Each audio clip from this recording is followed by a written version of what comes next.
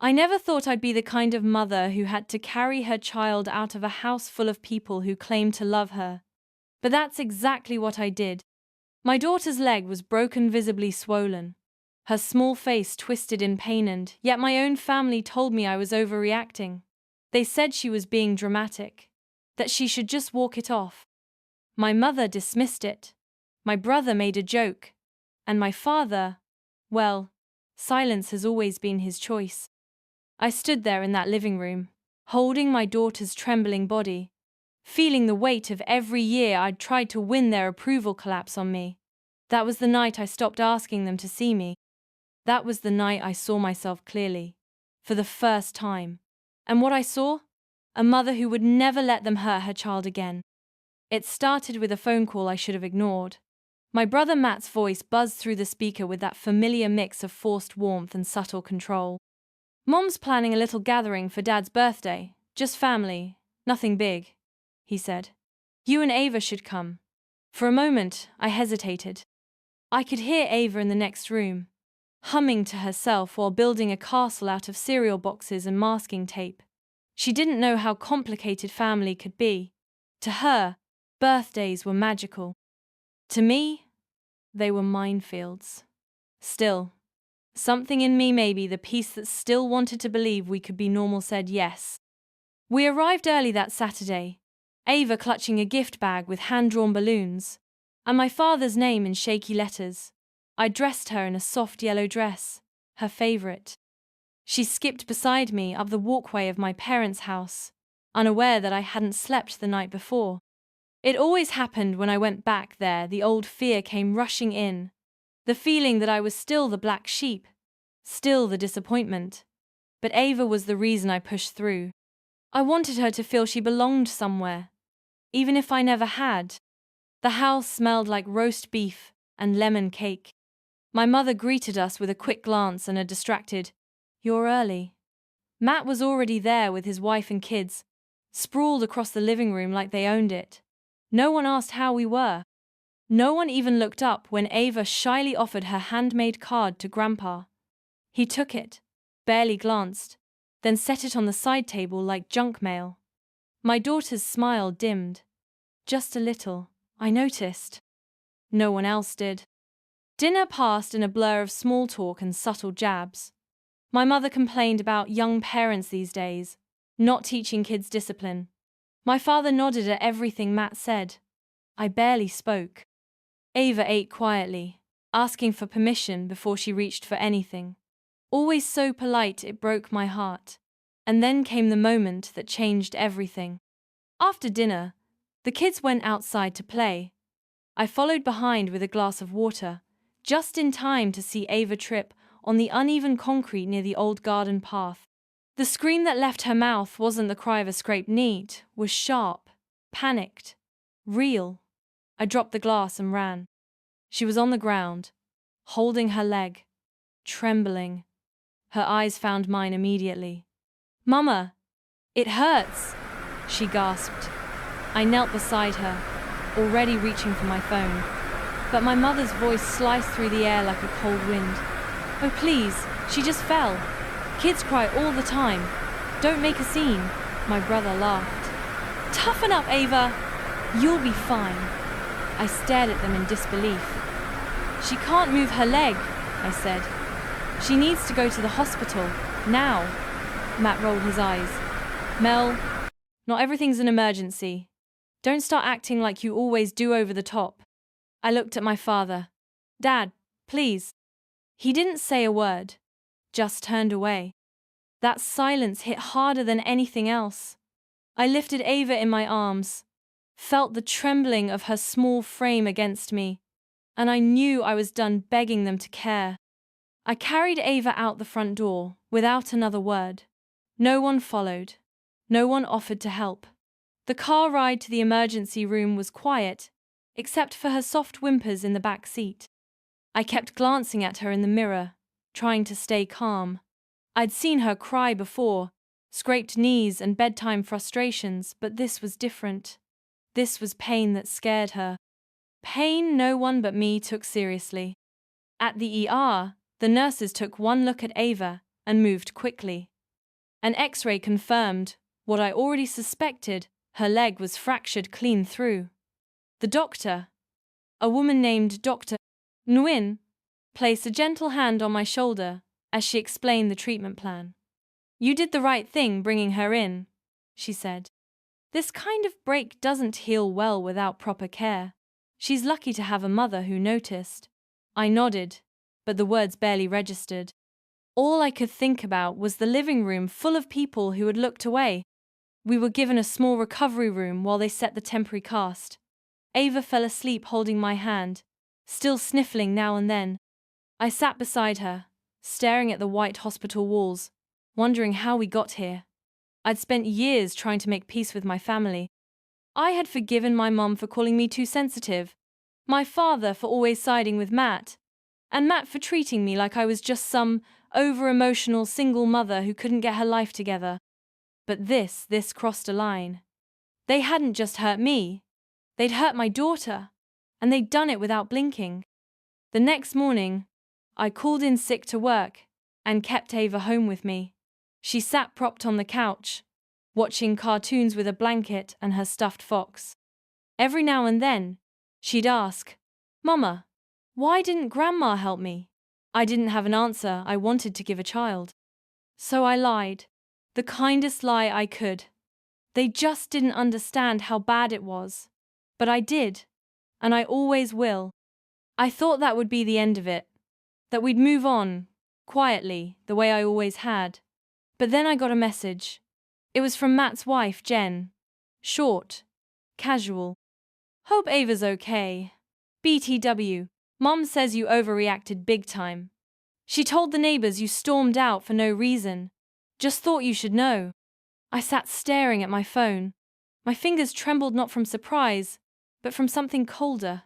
Clarity. They weren't just indifferent.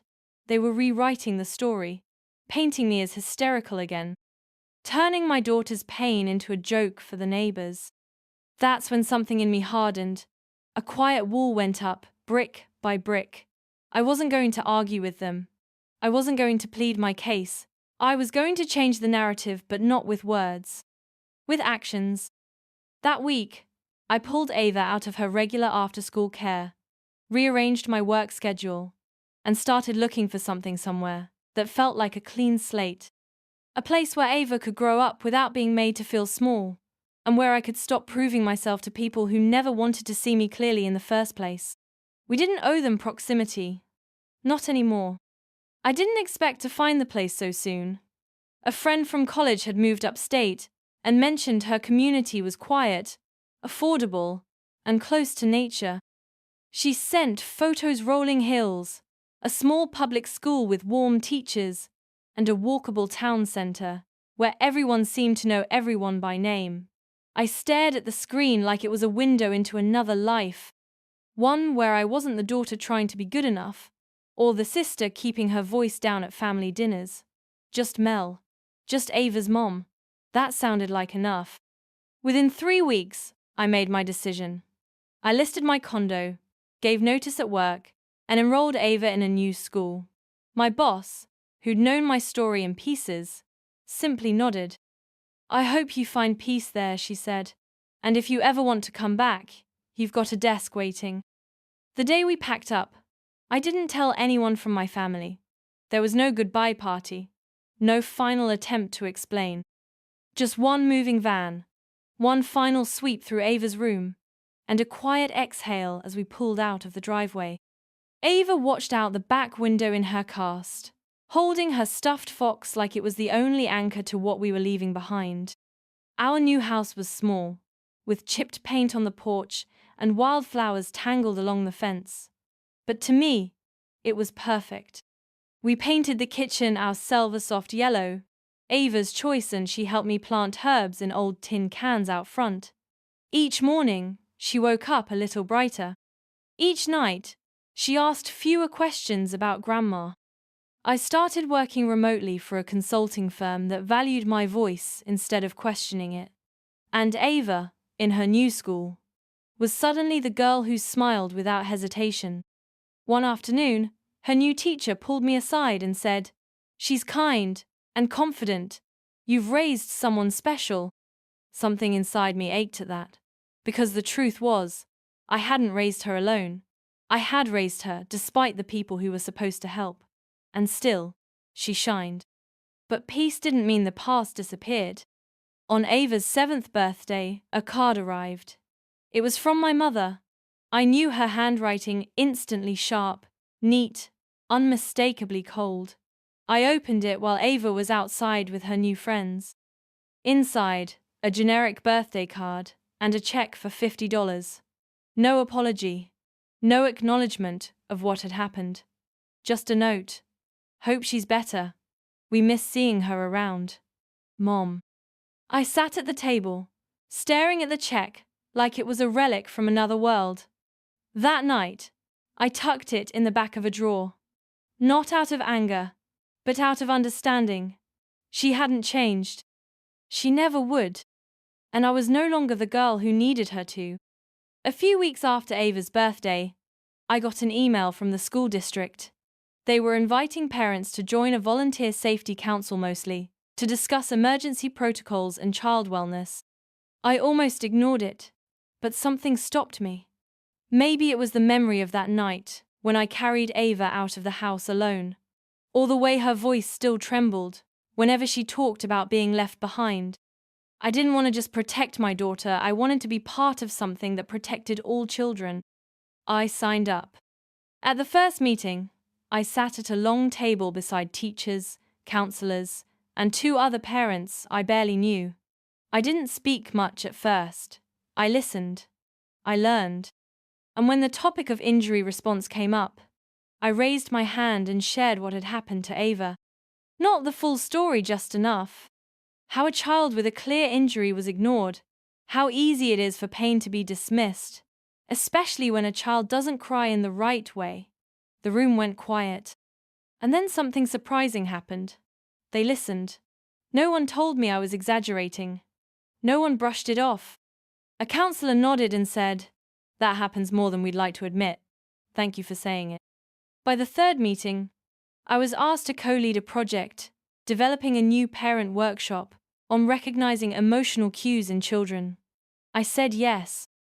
Not because I wanted a spotlight, but because for the first time in a long time, I felt heard, useful, respected. Meanwhile, Ava was thriving.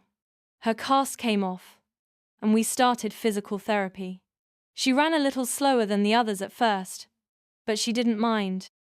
She laughed easily now, drawing colorful sketches of her new house, her school friends, and always in the corner of the paper, a smiling fox.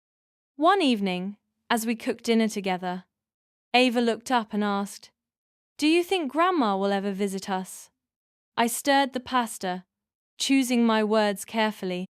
"I think Grandma made some choices that hurt us. And it's okay to miss someone, even if they didn't treat you right. But you get to choose who you let close." She nodded, quiet for a moment. "I choose you," she whispered. It undid me. We sat down at the table with our mismatched dishes and thrift store candle holders, and I realized something. This life, this quiet, unassuming, peaceful life, was the one I'd been trying to build all along. It just didn't look the way I imagined. It looked better. And still, I hadn't heard from my parents. No calls, no visits, just that single card in a drawer. But then, out of nowhere, an invitation came. It was Matt's wife, Jen, texting again. "Mom's throwing a surprise party for Dad's retirement. You and Ava should come. He'd like to see her." Just like that. Like nothing had happened. Like there was no fracture, no betrayal, no silence so loud it had redefined who I was. I stared at the message. Heart calm, now not angry, not broken, just still. And I typed only one word back. No. Saying no used to terrify me. It felt like a door slamming on hope. Like I was giving up too early, or being dramatic, or worse, ungrateful. My family had drilled that in for years. But this time, it didn't feel like a slammed door. It felt like a lock turning. finally securing the home I'd worked so hard to protect. Still, I won't lie, after I sent that text, my hands trembled. For years, I'd waited for them to want us, to apologize, to show they cared. And maybe, deep down, I hoped this invitation was that. But it wasn't. It was convenience. It was image. It was them trying to gather the whole family for photos and legacy and stories that conveniently edited out everything they'd done. And I wasn't going to hand Ava over for their illusion. Days passed, then a week. I heard nothing from Jen. Then, just when I thought it had passed, I received a voice message from my mother. Her voice was icy, calm, the same tone she used when I was a child, and she wanted to sound polite in public while digging claws into me in private. "Melanie, I heard you're refusing to come. I think that's selfish. Your father's done nothing to deserve this, and Avashi deserves to know her family. If you want to stay bitter, that's your choice. But don't poison her. Poison her." I listened to it twice. Then I sat on the couch, staring out at our tiny backyard, where Ava had planted daisies in old pots. My fists clenched around the phone. I wanted to scream. Instead, I breathed. She would never change. That weekend, I wrote a letter, not to my mother, but to myself. A kind of release. I wrote down everything I had wished they would say. "We failed you. We should have taken Ava to the ER immediately. We made you feel small when you were being strong. We are sorry." Then I folded it up and burned it in the fire pit Ava and I had built last fall. The ashes floated up into the air, and I watched them go without regret. Ava came out and sat beside me, pulling a blanket over our shoulders. "Mom," she said softly, "why don't we see them anymore?" I looked at her, her face so open, so trusting. I owed her the truth, but in a language a child could hold. "Because some people don't know how to love safely," I said.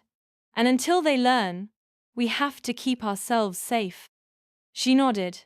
Then, with the quiet wisdom children often carry, she whispered, "We're already safe, right?" I kissed the top of her head. "Yes, baby, we are." The night of my father's retirement party arrived, and while the Crawford family gathered in some country club ballroom, lined with buffet tables and expensive floral arrangements, Ava and I were home baking cookies. It wasn't planned. Not exactly, had just become our little ritual. A kind of healing therapy that started during her recovery and never really stopped. We wore matching aprons. She cracked eggs too hard, and I pretended not to notice. We laughed until our stomachs hurt, and it felt enough. Then, something happened. Around 8 p.m., as we were cleaning up, my phone lit up again. A video message from one of the other cousins, someone I hadn't heard from in months. I hesitated, but curiosity got the better of me. It was the party. Glittering lights, speeches, someone holding up a champagne glass. Then the camera tilted and landed on my brother Matt. He was standing next to our father, microphone in hand. "And I just want to say," he slurred slightly, clearly tipsy, "Dad always said Mel was the soft one, the sensitive one. But she wasn't strong enough to stay. Too proud to apologize. Too busy playing single mom hero. Well, guess she missed out again." Laughter. Even my mother clapped. The phone slid from my hand and landed face down on the table. I sat frozen, Ava humming in the background, oblivious. I wasn't angry. Not in the way I used to be. I was clear. Crystal clear. This wasn't about me being too proud. It was about them needing someone to carry their guilt. And I had finally refused. I reached into a drawer and pulled out the envelope I'd kept tucked away since January. Inside was a copy of the pediatric report from the ER. The one that detailed Ava's fracture, her elevated vitals, and the medical note that it was inexcusable she had been made to walk on it for hours. I'd never shown it to them. Never sent it. But maybe it was time. Not out of revenge. Not even to start a fight. But to end one quietly. Finally. I scanned it, attached it to a new email draft, and typed, "You've asked why we've stayed away. This is why. No child deserves to be treated like an inconvenience. No mother should be made to apologize for protecting her child. I don't need an apology. I don't expect one. But I do expect silence from now on. For Ava's sake, and mine. Mel." I clicked. Send. And with that, I turned back to Ava, who was holding up a lopsided, heart-shaped cookie. "Look, Mom," she giggled. "It's cracked but still sweet." I smiled. So were we, baby. So were we. I didn't expect a reply. Not really. But the universe has a way of answering in strange forms. 2 days after I sent that email, I got a call not from my parents, not from Matt, but from a woman named Elaine Patterson. She introduced herself as a teacher at Ava's school, someone I had briefly spoken to during a parent-teacher night but hadn't thought much about. She sounded gentle, respectful, but also concerned. "I hope you don't mind me reaching out, Mel," she said. "Your daughter gave a presentation today. It was supposed to be about family, and she spoke about you." My heart froze. What did she say? She said, "My mom is my whole family because she's the one who stayed. She's the one who carries everything heavy so I don't have to." Her voice wavered. "I just wanted you to know." It moved the entire room. There wasn't a dry eye. I sat on the edge of the kitchen chair, the same one I'd collapsed into so many nights, feeling like I wasn't doing enough, wasn't being enough. And now, this. This soft, unexpected recognition from a child who had seen everything I tried to protect her from and still found something beautiful in the struggle. I whispered, "Thank you," to Ms. Patterson, my throat thick. That evening, I picked Ava up early from aftercare. We drove out to the old dock by Maple Lake, the one my father used to take us to for fishing trips. But this time, there was no pressure to be anything but quiet and real. We sat on the weathered planks, our feet swinging over the water. The sky turned that soft apricot pink, the way it does when the world wants to remind you it's still capable of softness. Ava looked over at me. "You're not mad they didn't come to my birthday anymore, are you?" I paused. "I used to be, but now I think I'm just done waiting." She nodded solemnly. "I like when it's just us. It's warm. Warm." That was her word.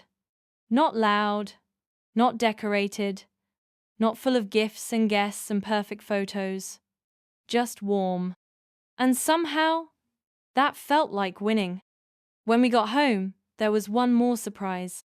A letter. In the mailbox. Handwritten.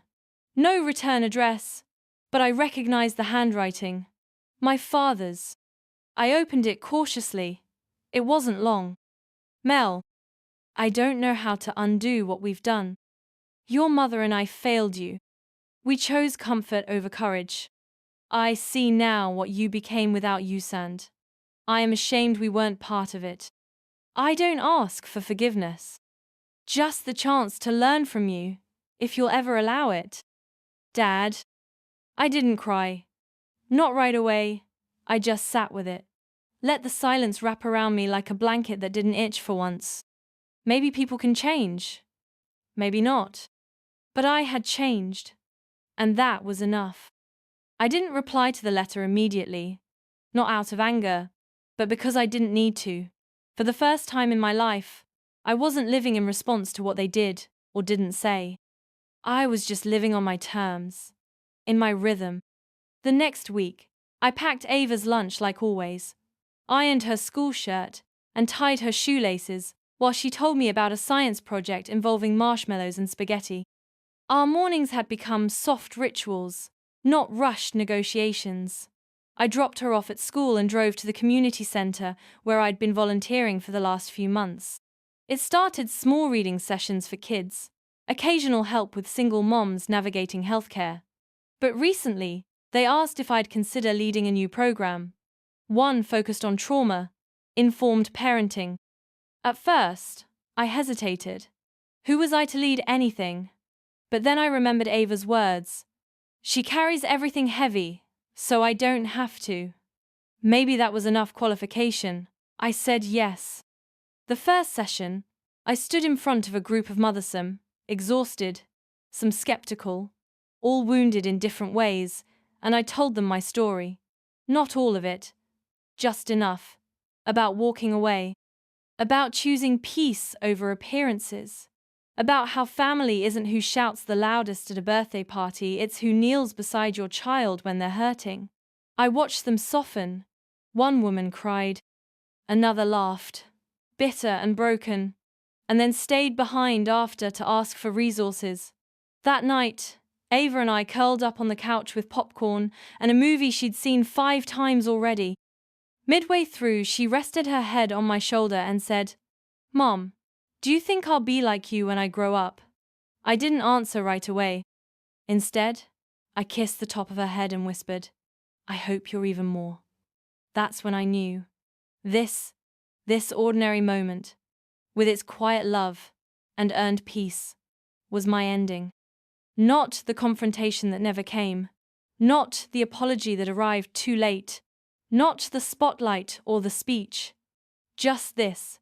A life rebuilt, brick by brick, choice by choice. A mother, a daughter. A future that no longer needed fixing, only nurturing. I had finally stepped out of the shadow of their disappointment. And in doing so, I had become the kind of woman I used to wait for. I was done hoping they would see me. I had seen myself and I wasn't invisible anymore.